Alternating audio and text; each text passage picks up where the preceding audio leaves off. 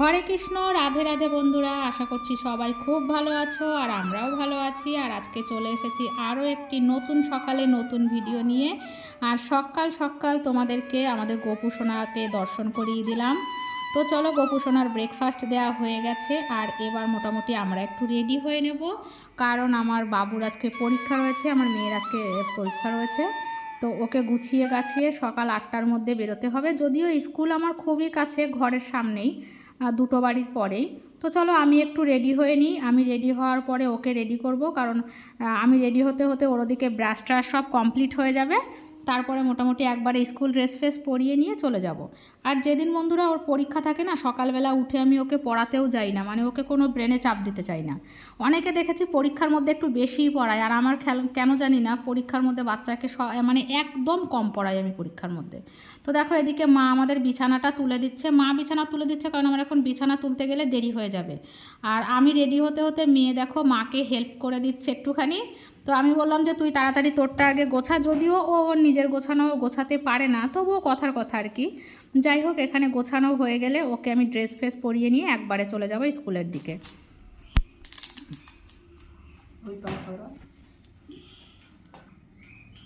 জানো আমার আজকে পরীক্ষা। আজকে কি পরীক্ষা? আজকে ইংরেজি পরীক্ষা। আচ্ছা, সব কমপ্লিট করেছো পড়া? হ্যাঁ। ঠিক আছে, চলো ব্যাগ গুছিয়ে নিই, চলো দেখে নিই ব্যাগে সব আছে নাকি। আছে। তো দেখো এদিকে আবার মা টিভির সামনেটা একটু গুছিয়ে নিচ্ছে। আর আজকে আবার মেয়ের নাচের ক্লাস রয়েছে, কারণ আজকে পরীক্ষা শেষ হবে বলে আজকে থেকেই নাচের ক্লাসটা আবার শুরু করে দিলাম। কারণ পরীক্ষার মধ্যে আমি ওর নাচের ক্লাস, ড্রয়িংয়ের ক্লাস সব অফ রাখি, কারণ আমি মেয়েকে একদমই সেই বেশি এত ছোট বয়সে বেশি চাপ দেওয়াটা পছন্দ করি না, বিশেষত পড়াশোনার ক্ষেত্রে।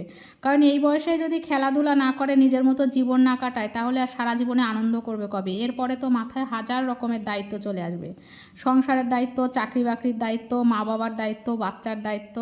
আর এখানে দেখো মা হলো মানে নাম জপার আগে যে নামটা করে নিতে হয় মহামন্ত্রটা, সেটা মুখস্থ করছে, কারণ মা এখন সারাদিন পুজো আশ্রা মানে যতটা সম্ভব ব্যস্ত থাকার চেষ্টা করে। তার একটা অবশ্য কারণ আছে। তো আগে বলে নিই, দেখো কালকে রাত্রে আমাদের বিরিয়ানি আনা হয়েছিল, আর আমার মেয়ে বিরিয়ানি খেতে প্রচণ্ড ভালোবাসে। তো ওর জন্য অল্প একটু পরিমাণে বিরিয়ানি আর একটুখানি চিলি চিকেন তুলে রেখেছিলাম, সেটাই এখন গরম করে দেব। তো দেখো এই বিরিয়ানিটা পুরো খাবে না, আমরা দুজনে মিলে খেয়ে নেব।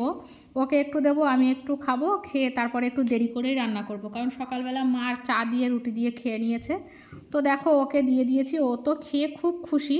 যদিও আমি ওকে বাসি বিরিয়ানি টিরিয়ানি না দেওয়ারই চেষ্টা করি, এবার কিছু করার নেই, সব সময় অত হেলদি আনহেলদি বিচার করতে গেলে হয় না, কখনো কখনো বাচ্চার মন রক্ষার্থে একটু আনহেলদি খাবার দিতেও হয়।